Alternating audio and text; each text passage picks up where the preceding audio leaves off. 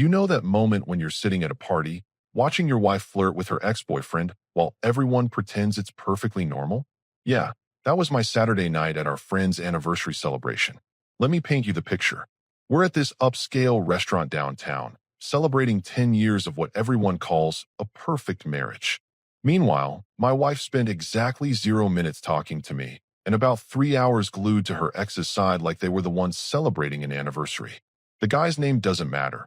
But let's just say he's one of those smooth-talking types who thinks every conversation is a job interview for his charm. And my wife? She was eating it up, laughing at jokes that weren't funny, touching his arm during stories, and giving him the kind of attention she hadn't given me in months. I ordered another bourbon and watched the show. Because that's what it was, a performance. She kept glancing over to see if I was watching, almost like she wanted me to react. The thing is, I've been married to this woman for 8 years. I know when she's testing boundaries, and tonight she wasn't just testing them, she was demolishing them. About 2 hours into this circus, our host decides to make a toast. He's going around the table, asking each couple to share what makes their marriage work. Real heartwarming stuff. When he gets to us, I'm actually curious to hear what she'll say. She doesn't even hesitate. With that smirk she gets when she thinks she's being clever, she says, "Marriage is just a legal formality. This doesn't feel real." The table goes quiet for about 2 seconds, then everyone starts laughing. Her ex laughs the loudest, of course. They think it's hilarious. Some joke about modern relationships and how refreshing it is to hear someone being honest about marriage. I didn't laugh. I just took another sip of my bourbon and watched her bask in the attention. She looked so proud of herself, like she'd just delivered the punchline of the century. The woman I married, publicly dismissing our marriage as meaningless paperwork while her ex-boyfriend nodded along like he was her personal cheerleader. That's when something clicked. Not anger, that would come later. This was clarity. Pure, cold clarity about exactly what kind of person I'd been sharing a bed with for the past 8 years. The rest of the night played out exactly as you'd expect. She continued her little reunion tour with her ex while I made polite conversation with the other guests. A few people asked if everything was okay. I told them everything was perfect, and technically, it was about to be. By the time we got home, she was practically glowing from all the attention. She rambled on about how great it was to catch up with old friends, and how some people just understand you on a deeper level. She was so wrapped up in her own little fantasy that she didn't notice I wasn't responding. I let her talk. I let her explain how her ex had grown so much and become such an interesting person. I even let her suggest we should all hang out sometime, because it would be fun to get to know him better as a couple. That last part almost made me laugh. Here's a woman who just spent an entire evening treating her marriage like a joke, now wanting to invite her ex-boyfriend into our social circle. The audacity was almost impressive, but I just nodded and said we'd see. Because I already knew exactly what I was going to see, and it wasn't going to involve any group hangouts. The next morning, she was still riding high from her performance. Made coffee for herself, checked her phone about 15 times in 20 minutes, and kept bringing up random memories from back in the day. She was reliving her glory years, completely oblivious to the fact that she'd just handed me the perfect motivation to make some major life changes. I watched her scroll through social media, probably looking for pictures from the party or checking if her ex had posted anything. She was so distracted that she didn't notice me quietly gathering certain documents from our home office. Important documents. The kind you need when you're about to turn someone's legal formality comment into a reality check. Because here's the thing about treating marriage like it's just paperwork. Sometimes that paperwork is the only thing standing between you and complete freedom. And if she wanted to act like our marriage was meaningless, I was more than happy to help her discover just how meaningful those legal formalities could become. 3 days later, I made a phone call that would change everything. Not to her ex-boyfriend, obviously, to someone far more important. Someone who specialized in making legal formalities very, very real. That phone call I mentioned, it was to a divorce attorney. Turns out, when you've been planning for the worst while hoping for the best, you already know which lawyer has the highest success rate in town. The consultation was scheduled for Wednesday morning. I told my wife I had a dentist appointment. She barely looked up from her phone to acknowledge me leaving. She was too busy texting someone, and we both knew it wasn't her sister. The attorney's office was exactly what you'd expect. Mahogany furniture, law books everywhere, and the kind of atmosphere that says, we handle serious business here. The lawyer herself was this sharp woman in her 50s who got straight to the point. "What's your situation?" she asked, pen already ready. I laid it out. 8 years married, joint checking account, house under both names, no kids. Then I told her about Saturday night, the party, the comment, the whole show. She took notes while I talked, occasionally asking specific questions about assets and timelines. "How long has this behavior been going on?" she asked. That's when I realized Saturday wasn't an isolated incident. It was just the loudest example of a pattern I'd been ignoring for months. The late nights, out with friends. The phone calls she'd take in another room. The way she'd check her appearance before going to the grocery store, but couldn't be bothered to dress up for our anniversary dinner. "About 6 months," I told her. "Maybe longer." She nodded like she'd heard this story 1,000 times before. "Well, the good news is you're in a no-fault state. The better news is that you came to me before making any major financial decisions or confrontations." Smart move. Smart move. That felt good to hear, considering I'd been feeling like an idiot for the past few days. We spent the next hour going over my options. Asset division, timeline for proceedings, what to expect during the process. She explained everything in terms that made sense, which was helpful because my brain was still processing the fact that I was actually sitting in a divorce lawyer's office. "One more thing," she said as I was getting ready to leave. "Don't change your behavior at home. Don't hint at what's coming. The element of surprise is your biggest advantage right now." So I went home and pretended everything was normal, which, apparently, was easier than I thought it would be. My wife was on the couch, laptop open, video chatting with someone. She quickly minimized the window when I walked in. "How was the dentist?" she asked, not even looking at me. "Fine. No cavities." She nodded absently and reopened her laptop. I caught a glimpse of the screen before she angled it away. Social media, of course. Specifically, a profile page with a very familiar face on it. That evening, she announced she was going out for drinks with some old college friends. She spent an hour getting ready. Full makeup, the dress that used to be reserved for special occasions, the perfume I bought her for Christmas. All for college friends.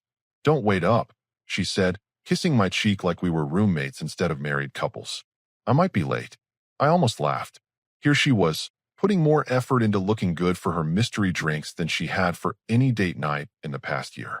The woman who called our marriage a legal formality was getting dolled up for what was obviously not a casual friend meetup. "Have fun," I said and meant it, because every time she pulled something like this, she was making my lawyer's job easier. She came home at 2 in the morning, trying to be quiet, but failing spectacularly. I heard her bump into the coffee table, followed by some creative cursing. She was definitely not sober. The next morning, she slept until noon. When she finally emerged from the bedroom, she looked like she'd been hit by a truck. Makeup smeared, hair everywhere, still wearing yesterday's dress. "Rough night?" I asked, handing her a cup of coffee. "We just got carried away catching up," she said, avoiding eye contact. "You know how it is with old friends." "Old friends. Right." I nodded sympathetically while mentally adding another item to the list I was keeping for my lawyer. This became the pattern for the rest of the week. She'd disappear for hours at a time, always with some excuse about friends or errands or sudden work obligations. Meanwhile, I was quietly organizing 8 years' worth of financial records, photographing important documents, and building the most comprehensive case file my attorney had ever seen. Friday night, she didn't even bother with an excuse.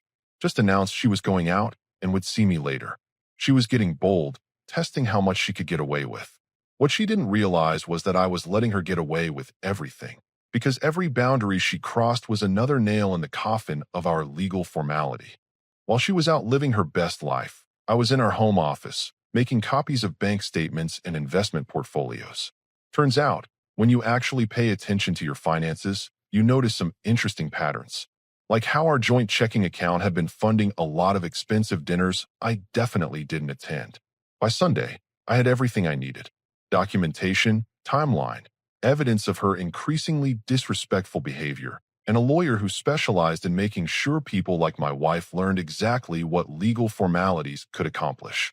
The irony wasn't lost on me. She thought marriage was just paperwork, but she was about to discover that paperwork had real power when it was filed in the right courthouse by the right attorney. Monday morning, my lawyer called with the news I'd been waiting for. Everything was ready. The papers were prepared, the filing was scheduled, and my soon-to-be ex-wife's education in legal formalities was about to begin. All I had to do was wait for the right moment to serve them. And something told me that moment was coming very soon. Monday morning, I filed for divorce. Tuesday, my wife brought her ex-boyfriend to our house. I came home from work around 6 to find his car in my driveway. Not parked on the street like a normal visitor, right there in my spot, like he belonged there. The audacity was almost artistic. I walked through the front door to find them on my couch, sharing takeout Chinese food and laughing like teenagers. They both looked up when I entered, and the guilty expressions on their faces told me everything I needed to know about how platonic this friendship really was. "Hey, honey," my wife said, trying to sound casual. "Look who stopped by. We were just catching up and decided to grab some dinner." Her ex stood up, extending his hand like we were meeting at a business conference.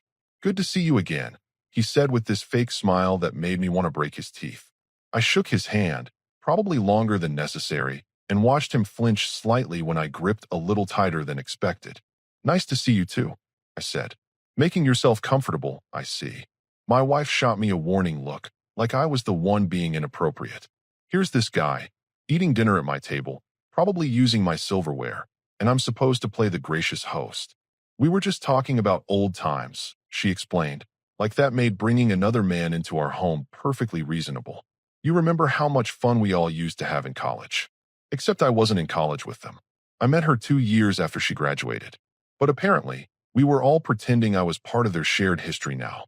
I grabbed a beer from the fridge and sat in my recliner, the one she always complained about, but I refused to get rid of. "Don't let me interrupt," I said. "Please, continue catching up." They exchanged glances, clearly uncomfortable with my presence. Good.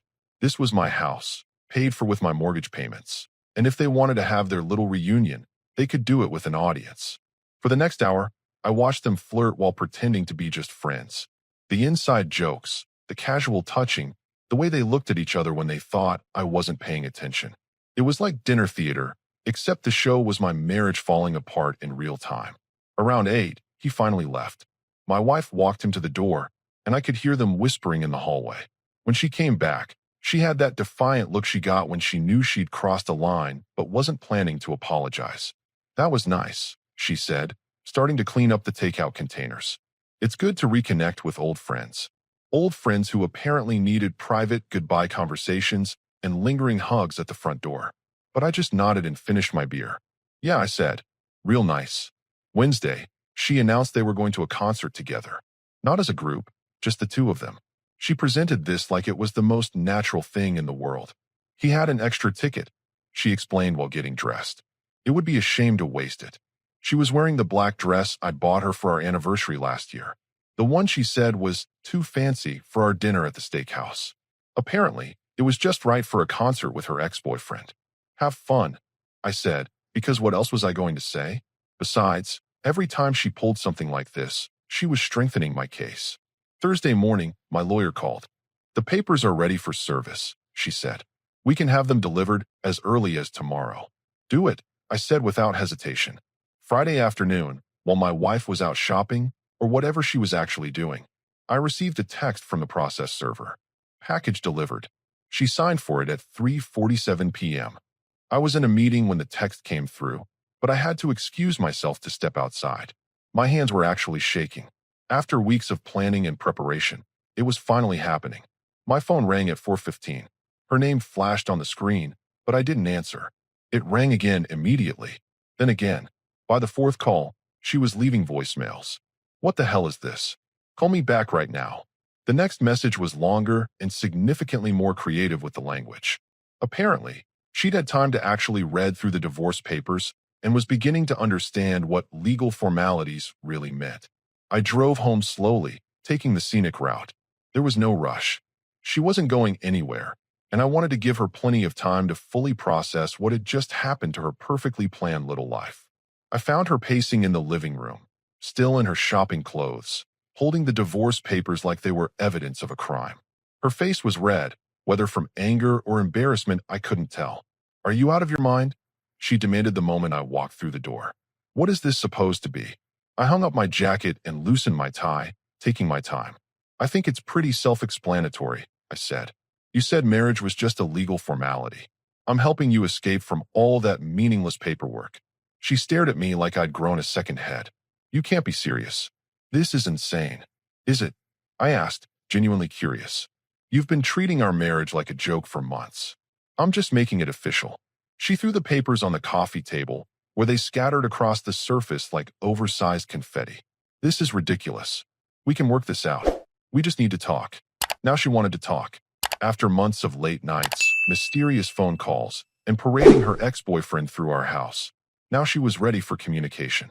I'm done talking, I said, and realized I meant it. You made your feelings about this marriage pretty clear at the anniversary party. Remember? Legal formality? Not real. The color drained from her face as she remembered her little performance. That was just a joke, she said weakly. I didn't mean anything by it. Funny thing about jokes, I said, opening that beer I'd been thinking about all afternoon. They're only funny when everyone's laughing. I wasn't laughing. She sat down heavily on the couch, staring at the papers like they might disappear if she looked at them long enough. This is crazy, she whispered. You're throwing away 8 years over one stupid comment. One comment. Like that was all it was. Like I hadn't watched her slowly check out of our marriage while checking in with her ex-boyfriend. Like I hadn't counted the lies, documented the late nights, and quietly endured months of being treated like an inconvenience in my own life. Read the papers, I said, heading toward the stairs. Your boyfriend might be able to help you understand the legal terminology. He seems to understand you on such a deeper level. I left her sitting there, surrounded by the legal formalities that were about to change both our lives forever. She didn't sleep that night. I could hear her pacing downstairs, making phone calls, probably texting everyone she knew. Around 3 in the morning, she tried to come into the bedroom to talk. I pretended to be asleep. The next morning, she was waiting in the kitchen with coffee and what looked like a prepared speech. Her eyes were red, hair pulled back, wearing the oversized sweater that used to be my favorite on her. The whole setup screamed, "Please forgive me. We need to discuss this like adults," she said before I could even sit down. This divorce thing is completely unnecessary. We can fix this. I poured my own coffee and leaned against the counter. Fix what exactly? Our marriage. Our relationship. Whatever problems you think we have. She was using her reasonable voice, the one she pulled out when she wanted something. Every couple goes through rough patches. Rough patches. That's what she was calling months of disrespect and emotional infidelity. Interesting perspective, I said. What would you suggest we fix first? She looked relieved, probably thinking I was ready to negotiate. Well, we could start with better communication. Maybe couples therapy. And I'll cut back on going out so much. Cut back. Not stop completely. Just cut back on parading around town with her ex-boyfriend. How generous. What about him? I asked. Who? Your ex. The one who's been getting more attention from my wife than I have. Her face flushed. He's just a friend. You're reading way too much into innocent conversations. Innocent conversations that required concert dates and private dinners and whispered goodbyes at my front door. But I didn't argue the point. Okay, I said. Let's say you're right. Let's say I'm overreacting to innocent friendships and meaningless comments about legal formalities. Here's my question. If our marriage means so much to you, why didn't you fight for it before I filed papers? She opened her mouth to respond, then closed it. The question had caught her off guard. I mean, you've known for months that I was unhappy, I continued. You've seen me pulling away, getting quieter, stopping the conversations I used to try to have with you. At what point during your innocent friendship did you think, maybe I should focus on my marriage instead? I didn't realize you were that upset, she said weakly. Because you weren't paying attention. You were too busy reliving your college years with your ex-boyfriend to notice your husband disappearing. She sat down heavily at the kitchen table. So what do you want me to do? Cut him out completely. The fact that she had to ask told me everything I needed to know. I don't want you to do anything, I said. That's the point. I'm done wanting things from you. That's not fair. Fair. She wanted to talk about fair. You know what's not fair? Watching your wife treat you like you're invisible while she reconnects with the love of her life. You know what's really not fair? Having her dismiss your marriage as meaningless paperwork in front of a room full of people. I apologized for that. No, you didn't. You said it was a joke. There's a difference. We stared at each other across the kitchen, 8 years of marriage reduced to this moment.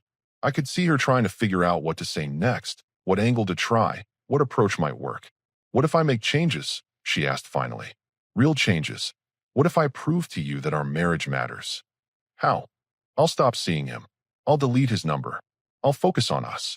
I took a long sip of coffee, considering her offer. For how long? What do you mean? How long would you focus on us? Until you get bored again? Until the next interesting guy comes along? Until marriage feels like a legal formality again? She didn't have an answer for that. Here's the thing, I said, setting down my mug. You're not offering to change because you realized you love me. You're offering to change because you got caught. There's a difference. That's not true, isn't it? If I hadn't filed for divorce, would we be having this conversation? Would you have suddenly decided to prioritize our marriage? The silence stretched between us. We both knew the answer. My phone buzzed with a text message. She glanced at it hopefully, probably thinking it was my lawyer with some kind of delay or complication. Instead, it was my buddy from work asking if I wanted to grab drinks later. People are going to ask questions, she said suddenly. Our friends, our families. What am I supposed to tell them? Tell them the truth. That marriage was just a legal formality and it didn't feel real to you. She winced. I can't say that. Why not? It's what you said at the party. I was being sarcastic. People say things they don't mean all the time. Do they? Because you seemed pretty sincere when you were laughing with everyone about how meaningless our marriage was. She buried her face in her hands. I made a mistake. One stupid comment in 8 years of marriage, and you're throwing everything away. One comment. She kept coming back to that, like it was an isolated incident instead of the culmination of months of behavior. Like I hadn't watched her slowly detach from our life together while attaching herself to someone else. The comment wasn't the problem, I said. The comment was just the moment I realized I was married to someone who didn't respect me, our relationship, or the life we'd built together. I do respect you. No, you don't. You respect what I provide. The house, the financial security, the reliable husband who won't make a scene when you disappear for hours at a time. But you don't respect me as a person. She looked up sharply. That's not true. When's the last time you asked about my day and actually listened to the answer? When's the last time you made plans that included me instead of working around me? When's the last time you chose to spend time with me when you had other options? The questions hung in the air between us. She couldn't answer them because we both knew what the answers were. I want to fix this, she said quietly. I know you do. Now. But you didn't want to fix it when it mattered. You wanted to see how far you could push before I pushed back. So this is it. 8 years, and you're just done. I looked at this woman I'd married, this person I'd shared my life with, and realized I felt nothing. Not anger, not sadness, not even disappointment. Just nothing. Yeah, I said. I'm done. The finality of it seemed to hit her all at once. She started crying, real tears this time, not the strategic kind she'd tried earlier. Please, she whispered, don't do this. But it was already done.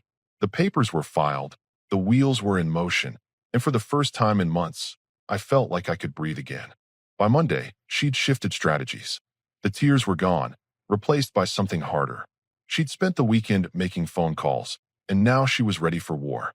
I talked to my sister, she announced over breakfast. She says you're having some kind of midlife crisis. I almost choked on my coffee. Midlife crisis? Men our age, they panic. They make impulsive decisions. File for divorce over minor relationship issues.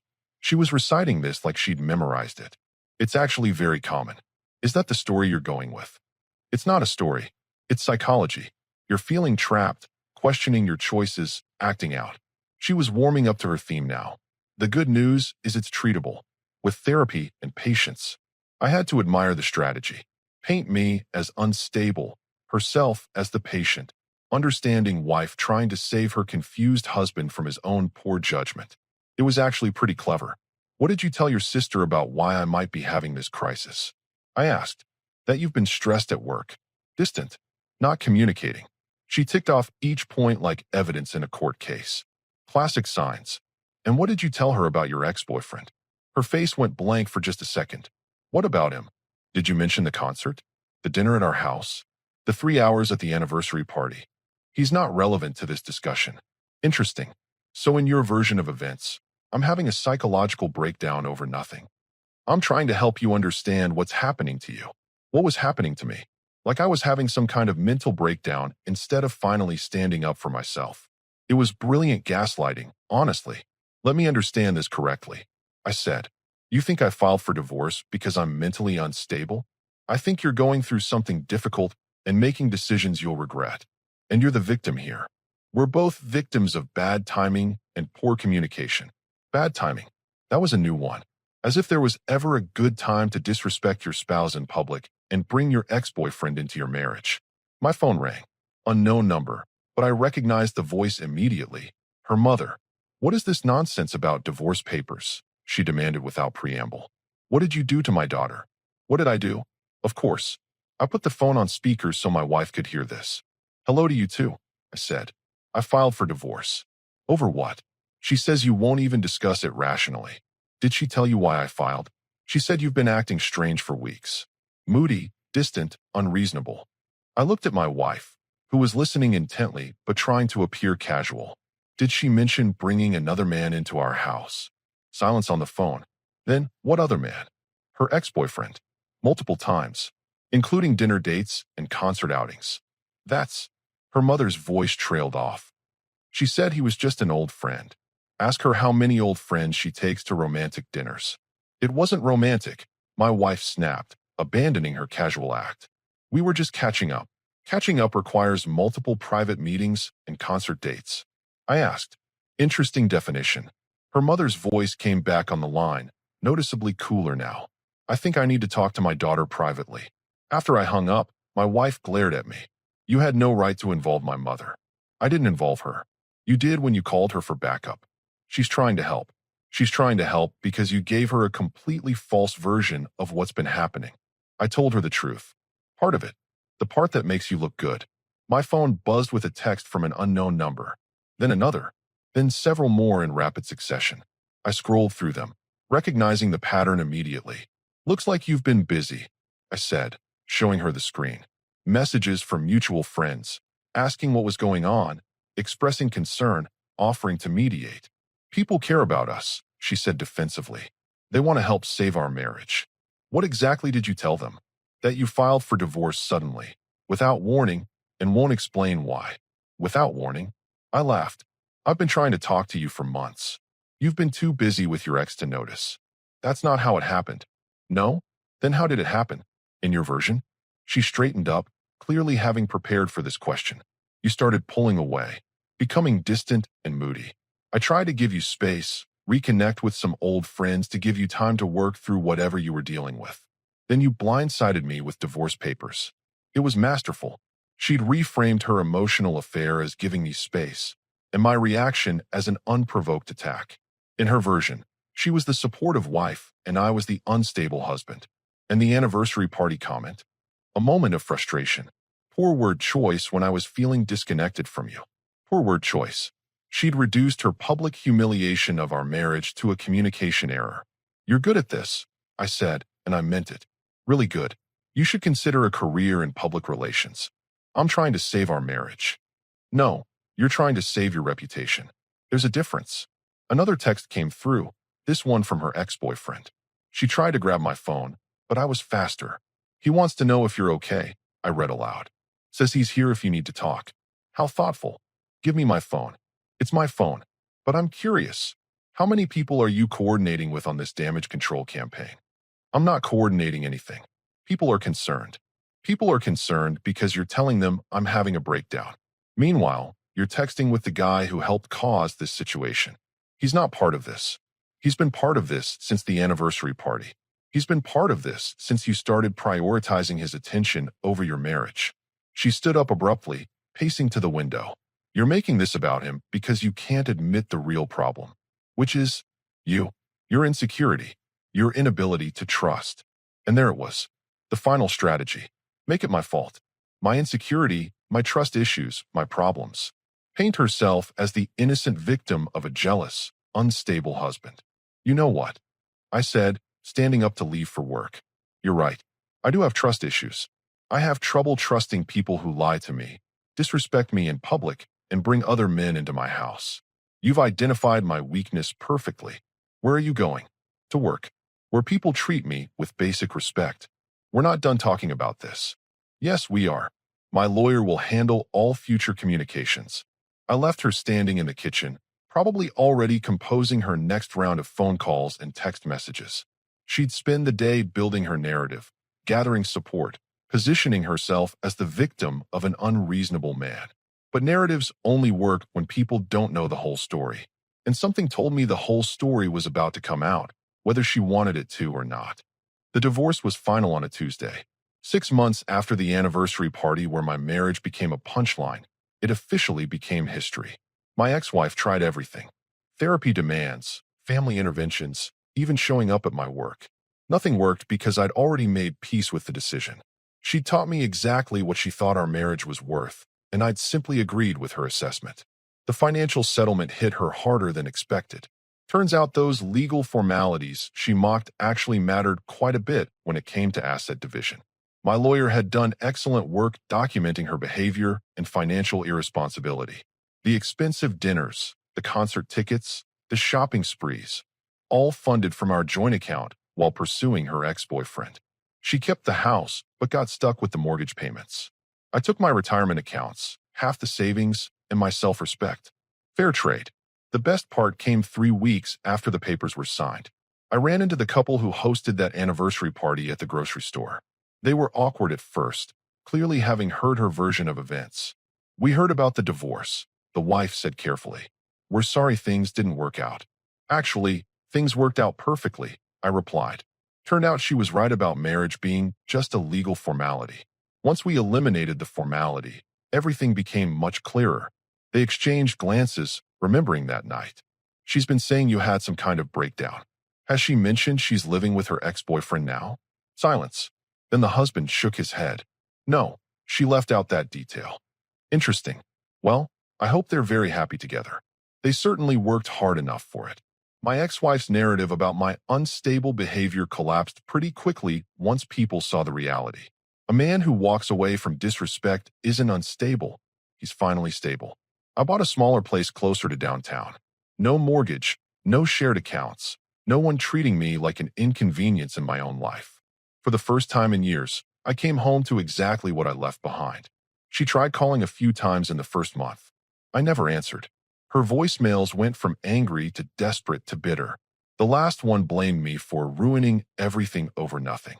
Even after everything, she still thought her behavior was nothing. 6 months later, I heard through mutual friends that her relationship with the ex-boyfriend didn't work out. Apparently, when you're someone's second choice, you tend to remain their second choice. Who could have predicted that? They also mentioned she'd been asking about me. Whether I was dating anyone, if I seemed happy, if I ever talked about her.